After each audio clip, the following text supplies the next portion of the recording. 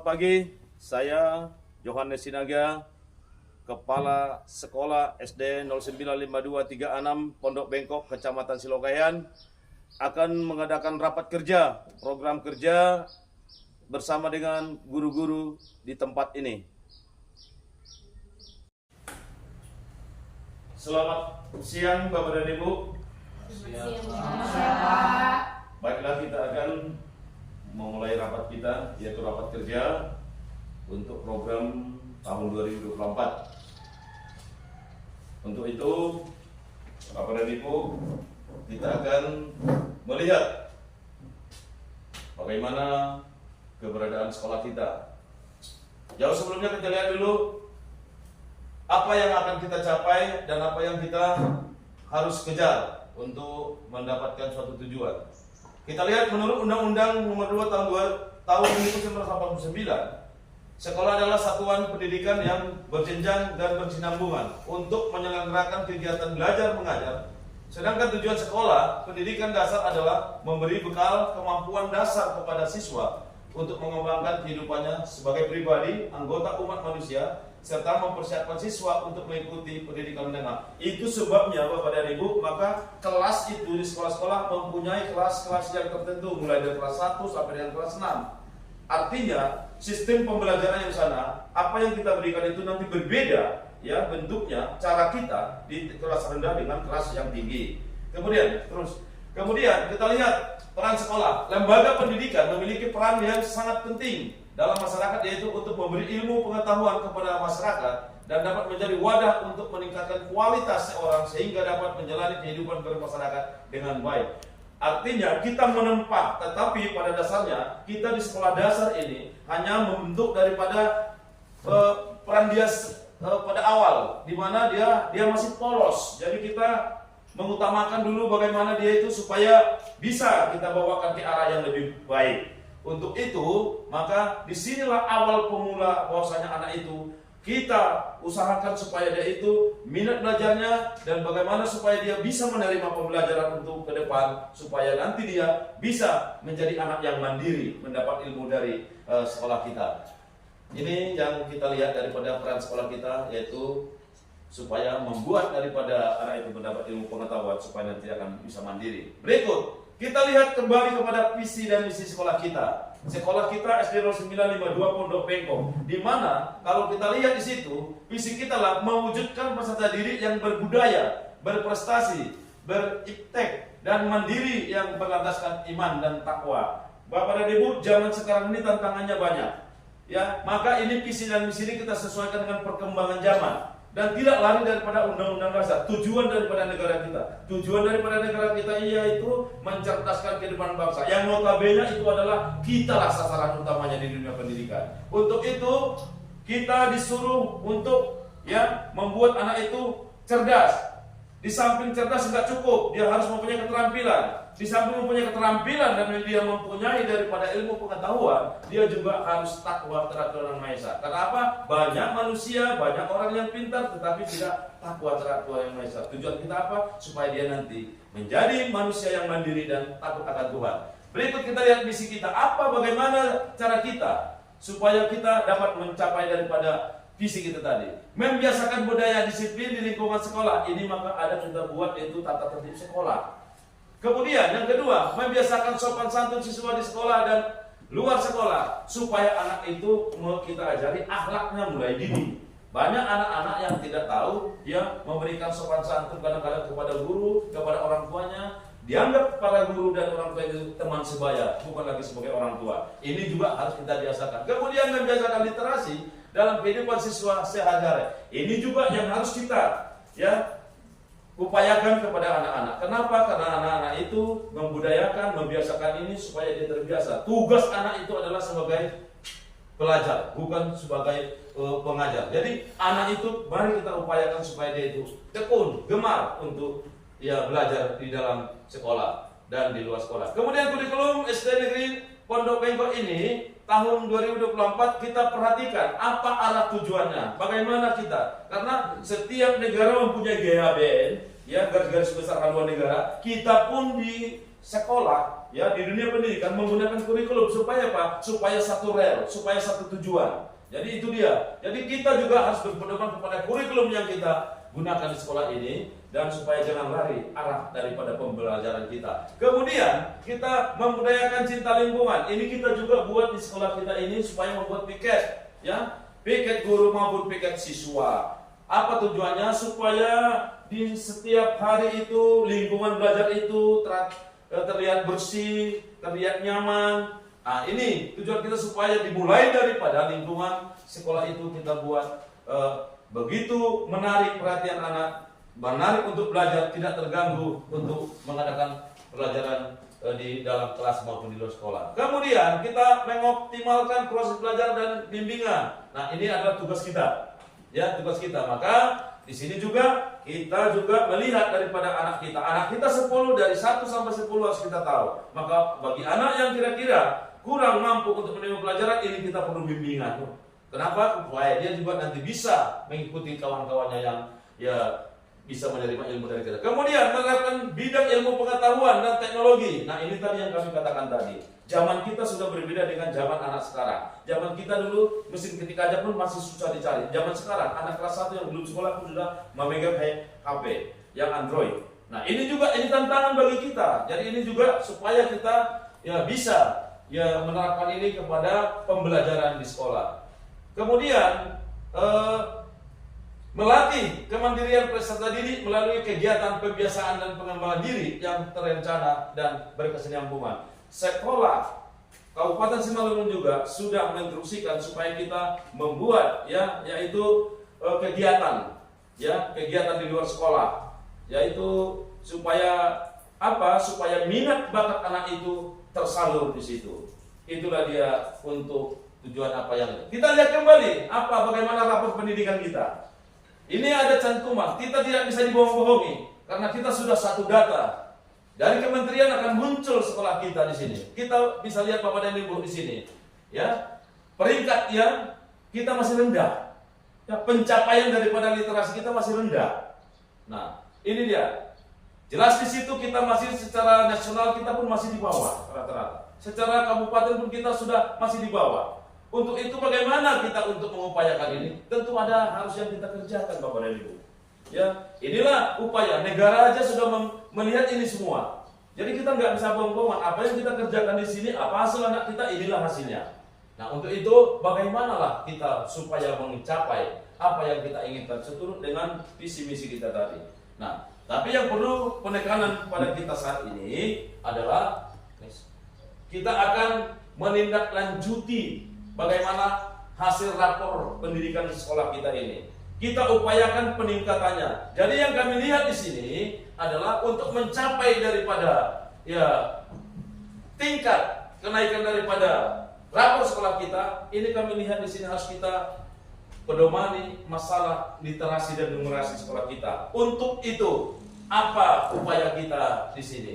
Kita untuk mencapai visi dan misi yang kita inginkan, maka ada hal-hal untuk mendongkrak daripada kenaikan daripada rapor sekolah kita, maka kita akan Bapak dan Ibu berusaha. Ini kami menekankan supaya kita para Bapak dan Ibu berusaha. Yang pertama sekali kita penekanannya adalah pada literasi, melihat daripada nilai literasi kita. Untuk itu, cara yang pertama kita buat, ajak anak itu supaya gemar membaca. Buat pojok-pojok baca. Itu kita upayakan. Maka setiap kelas kami inginkan, kami akan anjurkan setiap Bapak dan Ibu harus membuat pojok baca di kelasnya masing-masing. Kenapa? Karena dengan adanya pojok baca, maka anak-anak itu akan tertarik untuk membaca. Dengan kebiasaan tertarik untuk membaca, maka dia akan nanti terbiasa untuk membaca. Untuk itu, mari kita meningkatkan cara siswa membaca itu dengan membuat pojok baca setiap kelas, mulai dari kelas 1 sampai kelas 6. Kemudian, menyempurnakan sistem evaluasi pembelajaran untuk memberikan umpan balik yang lebih konstruksi. Artinya Bapak dan Ibu, setelah kita sudah berbuat, tidak hanya cukup dengan fasilitas saja, tetapi kita lihat kembali, tinjau kembali apa hasilnya. Hasil yang kita buat, cara yang kita buat, ya untuk menarik minat anak, maka kita juga akan mengevaluasi. Ya, kemudian mendorong keterlibatan aktif siswa dalam proses pembelajaran, seperti pada kurikulum yang lalu, ya tahun-tahun sebelumnya dengan kita berbeda. Kalau dulu siswa itu pasif, ya pasif dia. Kalau sekarang di kurikulum Merdeka ini, zaman sekarang ini kita upayakan supaya siswa itu yang aktif. Jadi kalau dulu hanya guru yang terus ngomong, kalau sekarang ini kita upayakan, kita hanya membawa anak itu untuk membuka wawasannya, kemudian anak itulah yang mengasih tahu aspirasi yang ada sama dia sesuai dengan topik daripada pembelajaran di setiap hari. Kemudian menyediakan program pengembangan profesional yang berkualitas bagi para guru. Nah ini dia, salah satu di antaranya ini. Kegiatan kita ini di sekolah ini memberikan, ya tugas kita itu, kita dulu di sekolah ini membuat satu program. Kemudian nanti ada kegiatan-kegiatan seperti yang baru semalam, ada peningkatan mutu guru, maka kita dikirim ke sana. Tujuannya untuk apa? Meningkatkan mutu guru. Nah, di samping itu ada KKG ranah kita. Di situ nanti juga akan, ya kita bawa apa unek-unek, ya apa yang kita kendala di lapangan sehingga di situ bisa dipecahkan. Ya, jadi ini juga harus kita tingkatkan. Kemudian meningkatkan keterlibatan orang tua dan masyarakat dalam mendukung pendidikan. Bapak dan Ibu, kadang-kadang kenapa kami suruh? Maka setiap saat dalam rapat kita sering kami sisipkan supaya anak setiap hari itu diberikan PR. Tujuannya apa? Anak itu nggak bisa kita tinjau satu-satu di luar sekolah ke rumahnya masing-masing. Tentu dengan adanya PR, maka secara umum kita mengetahui apa keterlibatan orang tua di dalam. Apakah kalau anak itu setiap hari mengerjakan PR, berarti pasti ada keterlibatan orang tua. Tapi seketika anak itu kadang dikasih PR, dikerjakan, kadang tidak, berarti ini juga orang tua mungkin di rumah tidak peduli. Yang lebih parah lagi adalah anak itu sama sekali tidak pernah mengerjakan PR. Berarti orang tuanya nggak pernah melihat daripada pekerjaan kita. Nah ini secara umum yang bisa kita lihat. Di samping mereka memang kita harus langsung bertemu. Kemudian menyediakan fasilitas dan sarana pendidikan yang memadai. Bapak dan Ibu, ini sesuai dengan yang kita geluti di sekolah kita. Di sekolah kita masih ya apa adanya yang kita buat. Namun demikian jangan kita menyerah. Apa yang ada itu kita pergunakan untuk mencapai daripada tujuan kita. Nah pemerintah baru tahun yang lewat telah memberikan buku buat kita 200 judul buku, 200 buah buku kepada kita. Yang tujuannya adalah untuk meningkatkan literasi, ya minat baca anak. Untuk itu mari digunakan Bapak dan Ibu, gunakan buku itu untuk untuk mendukung anak murid supaya gemar membaca. Nah itu salah satu diantaranya. Kemudian buku-buku yang usang yang sudah tidak dipakai 10-20 tahun yang lalu, majukan juga di dalam bentuk perpustakaan. Mana tahu nanti di sana anak itu ada kepingin untuk menjadi bahan kita sebagai bahan ajak anak. Kemudian penyelenggaraan program pendidikan karakter dan etika. Nah ini tadi banyak sekarang ini anak yang sudah besar pun tidak tahu beretika. Banyak anak-anak sekarang ini sudah akhlaknya sudah tidak lagi seperti zaman kita dulu. Dulu kita melihat guru saja takut, sekarang ini anak gak ada takutnya. Nah ini juga harus kita berubah, ya. Ini juga harus secara tidak, ya harus kita berubah, yaitu pola pikir anak itu supaya dia tahu menghargai temannya, orang tuanya terlebih, gurunya. Jadi sekarang ini sudah jauh dari apa yang kita harapkan. Ini juga harus kita siapkan. Bagaimana supaya anak itu bisa berubah mindsetnya, pola pikirnya. Keterlibatan guru, siswa, dan kepala sekolah sangat diperlukan dalam program yang akan dilakukan agar tercapai visi dan misi serta meningkatkan rapor pendidikan SD negeri. Iya, ini jelas. Saya selaku kepala sekolah tidak bisa bekerja untuk menyelesaikan ini sendiri. Bapak dan Ibu juga, sehebat apapun Bapak dan Ibu, seketika kami kepala sekolah tidak mau juga mendukung program yang Bapak dan Ibu lakukan, maka ini semua sia-sia. Jadi harapan mari kita kerjasama untuk mencapai tujuan. Nah, bagaimana kita menanggapi hal itu? Maka penguatan pelatihan guru itu yang kami katakan tadi, perlu ditingkatkan pelatihan dan pembinaan bagi para guru dalam mengimplementasikan metode pembelajaran inovatif dan teknologi pendidikan terkini. Bapak dan Ibu, sering kami katakan Kalau Bapak dan Ibu yang masih muda masih bisa mengikuti semua sekarang program. Kalau yang sudah tua-tua seperti Ibu ini sudah ampun. Kenapa? Karena masalah IT-nya sudah jelas tidak mengerti. Nah, sekarang ini ditemukanlah sistem pembelajaran yang lama dengan sistem pembelajaran yang baru. Tahu ilmu pengetahuan dan tahu juga IT. Inilah kelemahan daripada sebagian sekolah, termasuk kita di sini. Tidak semuanya guru-guru yang paham dan mahir menggunakan IT. Tapi dengan cara seperti ini, maka marilah berkolaborasi. Artinya, guru yang muda, guru yang tahu, guru yang energik, yang memberikan juga bantuan, yaitu pembelajaran sebaya untuk supaya guru itu tidak ada yang ketertinggalan. Nah, untuk itu mari Bapak dan Ibu kerjasama, kolaborasi pekerjaan kita untuk mencapai daripada tujuan daripada yang kita inginkan tadi. Kemudian optimalisasi penggunaan sumber daya, manfaatkan sumber daya yang ada dengan lebih optimal. Baik itu personil, fasilitas maupun teknologi untuk mendukung berbagai aspek pembelajaran. Contohnya membangun perpustakaan sekolah dan banyak bantuan buku baca untuk siswa. Nah, ini yang kami katakan tadi, maka kita manfaatkan sumber daya apa yang ada di sini. Ada yang buku yang ada di sini, mari kita gunakan jadi buku referensi. Ada umpamanya alat-alat yang di sini jadikan media untuk mendukung daripada keberhasilan anak kita. Kemudian saling mengisi antara guru dengan guru yang lain. Artinya kita semua ini beragam-ragam. Ada yang mahir tentang ini, ada yang kurang tentang ini. Ada yang kurang tentang ini, ada yang mahir tentang ini. Inilah kolaborasi, artinya saling membantu. Kemudian marilah kita dengan cara yang sudah penjelasan paparan yang sudah kami katakan tadi, supaya kita pertama mewujudkan sekolah kita yang lebih baik lagi. Artinya ini adalah menjadi acuan apapun ceritanya, sebaik apapun kita katakan, tetapi nanti itu kita dapat melihat daripada hasil rapor daripada sekolah kita. Jadi inilah yang bisa kami sampaikan supaya nantinya apa yang kami sudah katakan tadi, program untuk mencapai visi dan misi, tapi pada dasarnya yang pertama yang kami utamakan di sini adalah mengenai literasi, karena literasi kita masih rendah. Ya, kita bandingkan dengan kabupaten, kita bandingkan dengan nasional, apalagi untuk itu kami harapkan supaya pojok baca diutamakan setiap kelas supaya diadakan. Supaya apa? Supaya menarik minat anak-anak supaya gemar nanti membaca.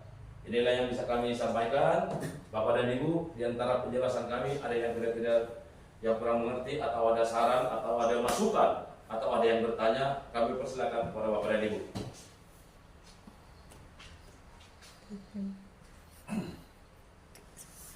Saya Pak, Ya.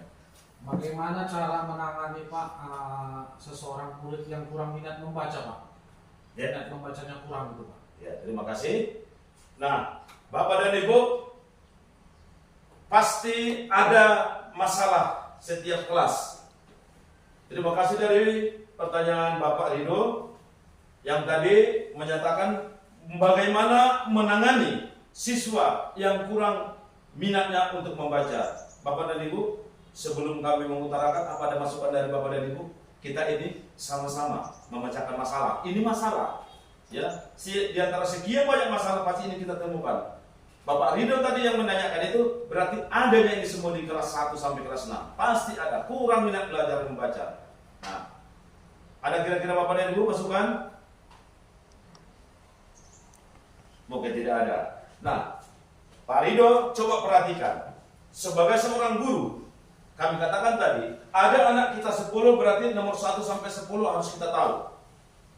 Bagaimana? Manusia itu semua beda, anak itu semua beda. Kemudian ada anak kita 20 juga harus kita tahu. Maka di biodata sampai kepada istilahnya, jangankan umur, jangankan tinggi badan, berat badan, penyakit yang diderita pun pasti ada di situ, biodata anak. Nah, seketika memang anak itu tidak bermasalah kepada kesehatannya, maka kita lihat apa lagi masalah yang itu. Mungkin dia yang seperti yang tadi kurang minatnya untuk membaca. Nah, untuk itu dia tertarik, apalagi zaman sekarang ini di Android ini sudah mungkin bapaknya sering mengasih, lebih hebat dia dapat belajar dari Android ini daripada penjelasan kita. Itu makanya kadang-kadang zaman sekarang nggak laku lagi anak guru ngomong mulai masuk sampai terakhir nggak ada yang dengarkan itu.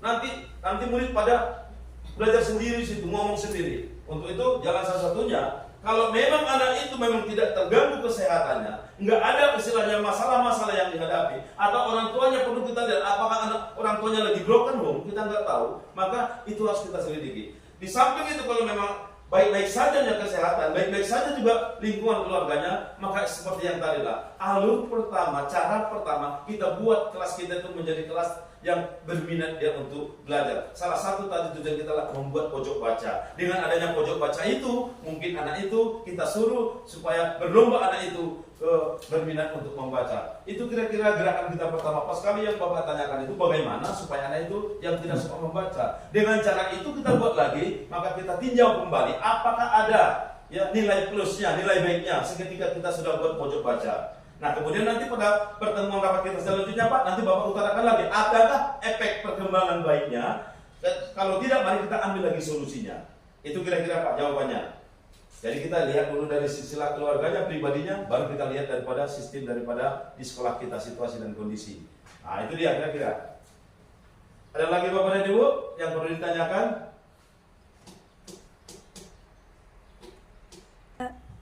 Oke.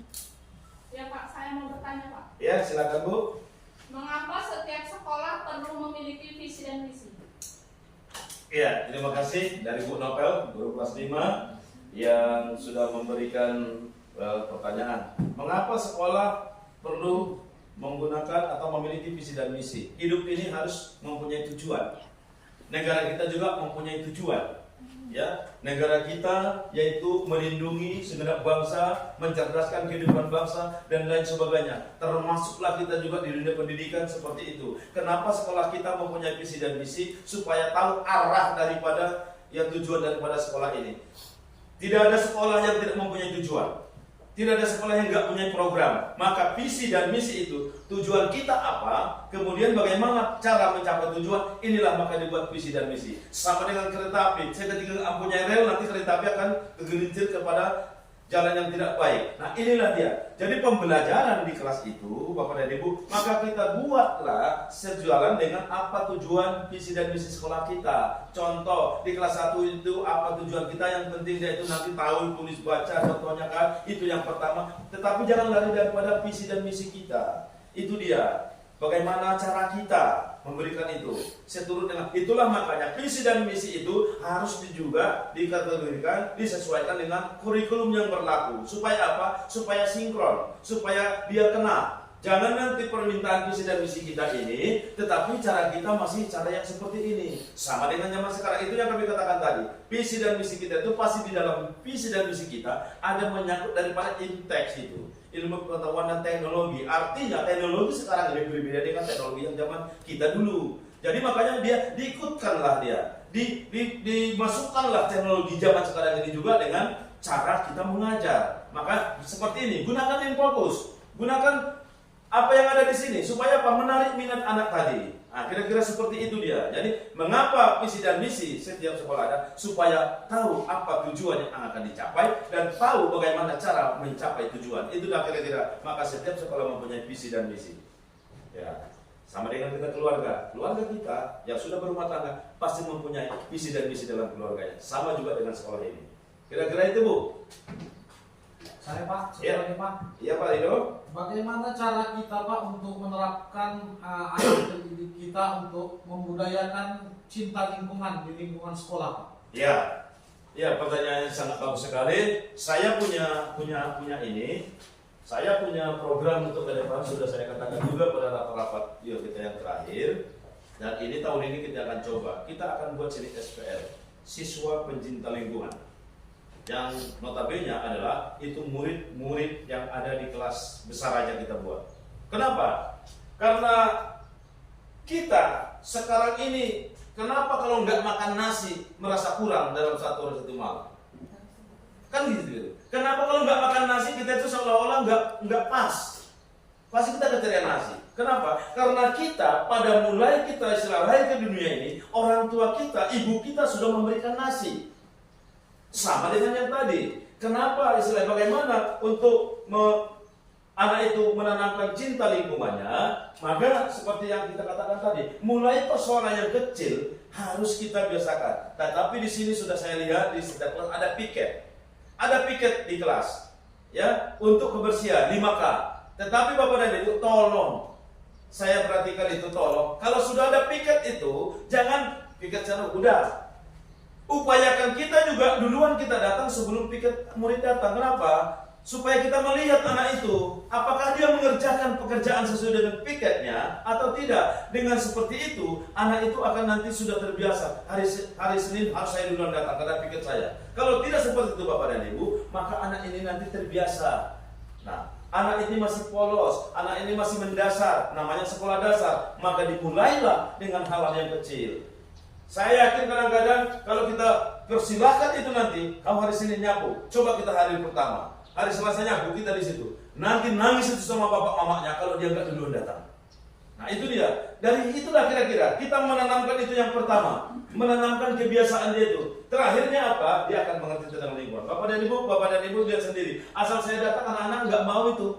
Nggak diam saya di lapangan itu seketika anak-anak belum mengutip sampahnya. Nah itu nanti menjadi kebiasaan nanti. Kalaupun dia tamat dari sini, jenjang ke SMP berikutnya pun pasti dia akan teringat tentang itu. Dan yang kedua, kita upayakan ada yaitu tong sampah dan kita buat di situ. Dan apabila di kelas itu ada sampah, kertas koyak dan segala macam atau bekas kerokan daripada pensil, suruhlah dia membuang sekecil apapun di tong sampah supaya dia terbiasa menjaga lingkungan dia, supaya lingkungan dia tetap bersih. Nah ini kadang-kadang. Jadi yang kedua, bilang, katakan, utarakan kepada anak, kelas itu adalah sebagai istana dia. Kelas itu adalah sebagai rumah dia, supaya dia tetap mencintai daripada kelasnya.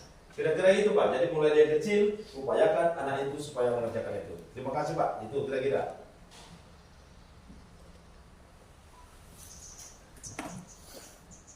Ya. Ya, jadi terima kasihlah Bapak dan Ibu. Rapat kita sudah berjalan dengan baik. Apa yang sudah kami utarakan, apa yang sudah Bapak pertanyakan, mudah-mudahan apa yang kita simpulkan sudah bisa kita kerjakan di kelas masing-masing. Demikianlah rapat program kerja SD 095236 Pondok Bengkok, Kecamatan Surokayan, Kabupaten Simalungun, dan kami akhiri dengan kata Horas.